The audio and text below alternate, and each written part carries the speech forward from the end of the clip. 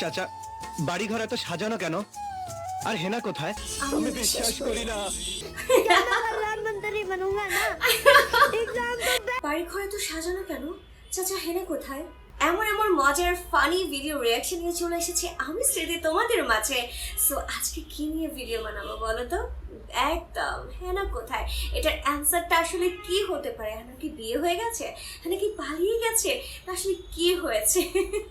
সবার লাইফে মেবি কম বেশি হেনা আছে যারা হচ্ছে চলে গেছে, বিয়ে হয়ে গেছে, what ever it is. So আজকে রিয়াকশন করবো সিলেবাসের বিডি 10 ফানি ভাইরাল ভিডিও যেটা 2025 অলরেডি হয়ে গেছে। সো চলো দেখি কেমন হলো, আর পুরো ভিডিওটি দেখতে একদমই ভুলবে না। চাচা, বাড়ি ঘর এত সাজানো কেন? আর হেনা কোথায়? হেলার বিয়ে হয়ে গেছে। না, আমি বিশ্বাস করি না। খুব উড়ে বেড়াচ্ছেন, খুব প্রজাপতি dress. This is a dress from the show. This is a dress from the Memento Mori. রাখো আপনারা হ্যাঁ ঠিক আছে, হ্যাঁ সবার কাটাইতে পারি নাই, ঠিক আছে।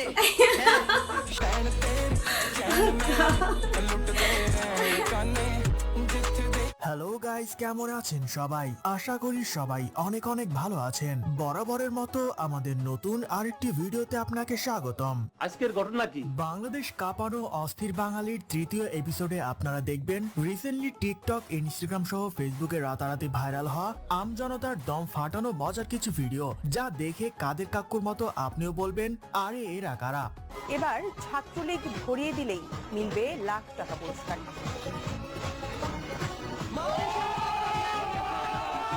নিষিদ্ধ ঘোষিত সংগঠন ছাত্রলীগের অস্ত্রধারী নেতাকর্মীদের ধরিয়ে দিলেই এই পুরস্কার পাওয়া যাবে।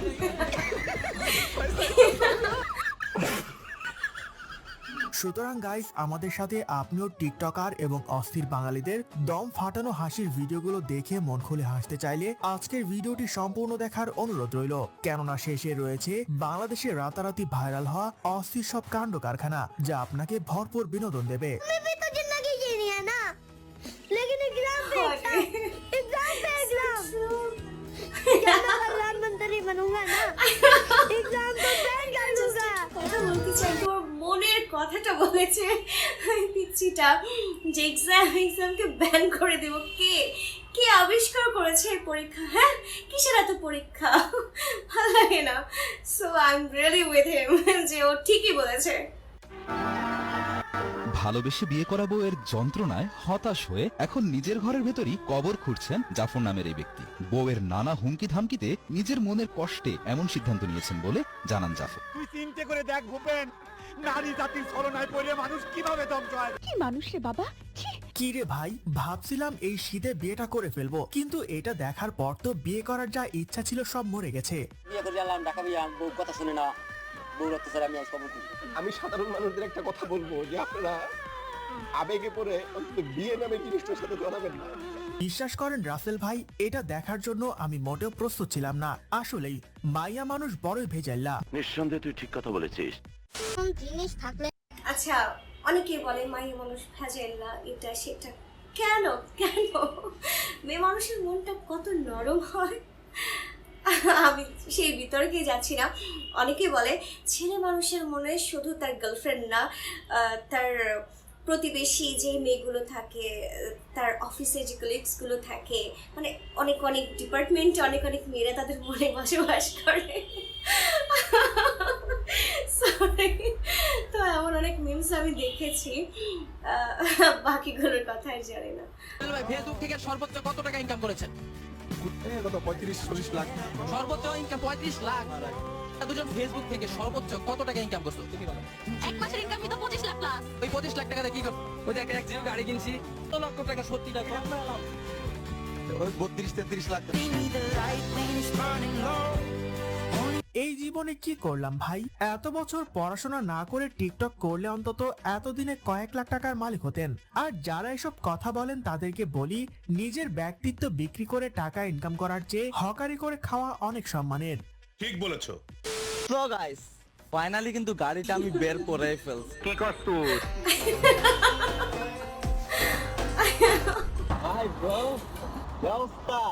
তারা নিজেকে নিজে অনেক বড় মনে করে। আর একটা কথা হচ্ছে অপু ভাইয়ের এই ল্যাম্বরগিনি গাড়ি দেখে যারা আফসোস করছেন তাদের উদ্দেশ্যে বলছি, এটা হচ্ছে দুবাইয়ের একটা প্রমোশন স্ট্র্যাটেজি। ভালো করে খোঁজ নিয়ে দেখেন, অপুর বিচি বিক্রি করলেও এই গাড়ির চাকা কিনতে পারবে না। তোরে কইছে তুই বেশি জানোস।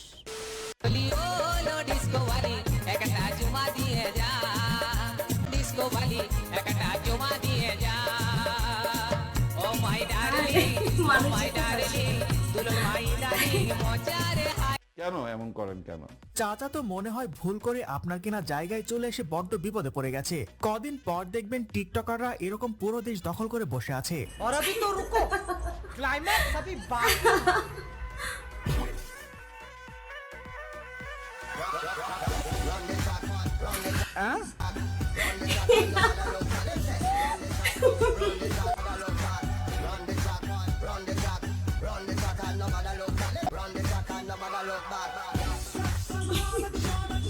এই পোলা কিন্তু বড্ড চালাক, ইচ্ছে করে হেরে গেছে যাতে মেয়েদের একটু আদর্শ হক পেতে পারে। কিন্তু ভাই আমাদের সময় এই খেলাগুলো কই ছিল?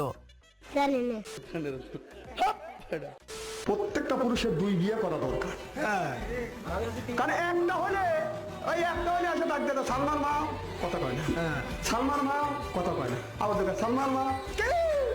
দর্শকরা কি খুশিটাই না হয়েছে দেখেন একবার। কোনো ভালো কথা বললেও তো এত মনোযোগ দিয়ে শুনতো না, এদিকে আবার পাশের মুরব্বী কয় ঠিক ঠিক। আর যদি 2টা হয় তুই কথা বলি না যে চললাম খাবার দিয়ে ভালো আসো আসো আসো, হ্যাঁ আসো আসো। এদিকে প্রত্যেকটা পুরুষের 2টা বউ দরকার। তবে আমি কিন্তু হুজুরের সাথে একমত। তিনি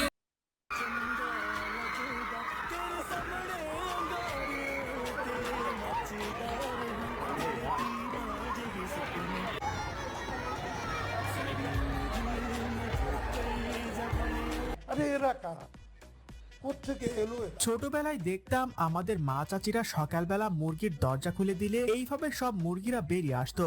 আর এখন 2025 সালে এসে সেটার আপডেট ভার্সন দেখছি মনে হয় না। মানে গাইস, মনে হচ্ছে ইডেনে এখন আর আগের মতো ব্যবসা হয় না, তাই সবাই পালাচ্ছে।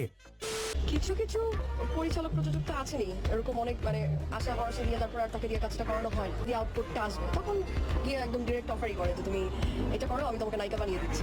এখন কারো যদি ইচ্ছা থাকে যে আমি যে কোনো কিছুর বিনিময়েই হোক আমি নায়িকা হব, তাহলে তো সে করবে। এজন্যই তাহলে কয়দিন পর পর নায়িকাদের লিঙ্ক ভাইরাল হয়, আর সোশ্যাল মিডিয়ায় লিঙ্ক চাই বলে আমজনতার ঝড় উঠে যায়। অন্যদিকে যারা অভিনয়ের টটাও বোঝে না, সেও নাকি নায়িকা। এখন বুঝলাম আসল কাহিনী তাহলে এখানে। কাম সেরা ফেলেছেন ভাই, আপনি কাম সেরা ফেলেছেন।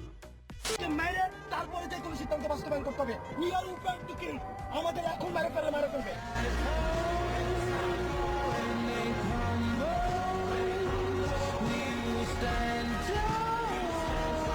আসলে গাইজ, হাসনাত আব্দুল্লাহ এমন একজন মানুষ যে শিক্ষক, প্রেরণাদাতা এবং একজন অনুপ্রেরণামূলক চরিত্র, যাকে চাইলেই আপনি ট্রল করতে পারবেন কিন্তু একজন হাসনাত আব্দুল্লাহ হয়ে দেখাতে পারবেন না। তাই এদেরকে মন খুলে ভালোবাসুন।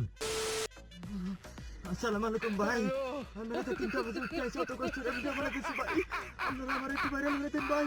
ভাইরাল না হলে আমি এটাতে ভিডিও দিতে পারতাম না ভাই। ও ভাই, আমরা জানতে দেখতেছেন আমার ভিডিওটা একটু ভাইরাল হয়ে দেন। এজন্যই কবি বলে গিয়েছেন, বাংলাদেশে খাদ্য, বস্ত্র, চিকিৎসা সবকিছুর অভাব হলেও পাগল আর তার ছেঁড়ার অভাব কোনোদিনও হবে না। মানে পুরান পাগলরা ভাত পায় না, আর নতুন নতুন পাগলেরা। সো এখানে যেসব ফানি ভিডিওগুলো দেখলাম আসলে অনেক বেশি ফানি ছিল। আর দেখা যায় যে আমরা অনেকেই অনেক হাসতে পছন্দ করি, কারণ life is so tough. So আমরা যদি লাইফ অনুযায়ী চলি তাহলে দেখা যায় আমাদের মন কখনোই ভালো থাকবে না, বাট আমাদের মন খুলে হাসা উচিত, লাইফটাকে এনজয় করা উচিত যে যেখানে আছি। সো সব কিছু মিলে লাইফটাকে অ্যাটলিস্ট ভালোভাবে কাটানো উচিত, কারণ আজ আছি তো আমরা কাল কেউই নাই। তো সব কিছু মেনে নিয়েই হচ্ছে আমাদের সামনে এগিয়ে যেতে হয়। সো এই জন্যই বলি যে আর কিছু না হোক লাইফটাকে এনজয় করা উচিত। আর যেসব ভিডিওগুলো দেখলাম, চাচা হেনা কোথায়, হেনা তো নাই, হেনা তো বিয়ে হয়ে গেছে, মানে কয়েকদিন পর পর আমাদের বাংলাদেশে সব কিছুর অভাব হলেও ভাইরাল ট্রেন্ডিং এর অভাব কখনোই হয় না। মানে কেউ না কেউ কোনো না কোনো সময় ভাইরাল হতেই থাকে, আর এটা না নিয়মিত হয়েই যায়। I don't know Y, but বিষয়টা এমনই হয়। So what ever it is, আমার কাছে ভিডিওটা অনেক অনেক বেশি ভালো লেগেছে, অনেক ফানি লেগেছে। তো আশা করছি সম্পূর্ণ ভিডিওটা আপনিও দেখেছেন। আর ভিডিও ভালো লেগে থাকলে লাইক, কমেন্টস আর শেয়ার করতে একদমই ভুলবেন না। আমি স্মৃতি বিদায় নিচ্ছি, এখন দেখা হবে নেক্সট কোনো ভিডিওতে।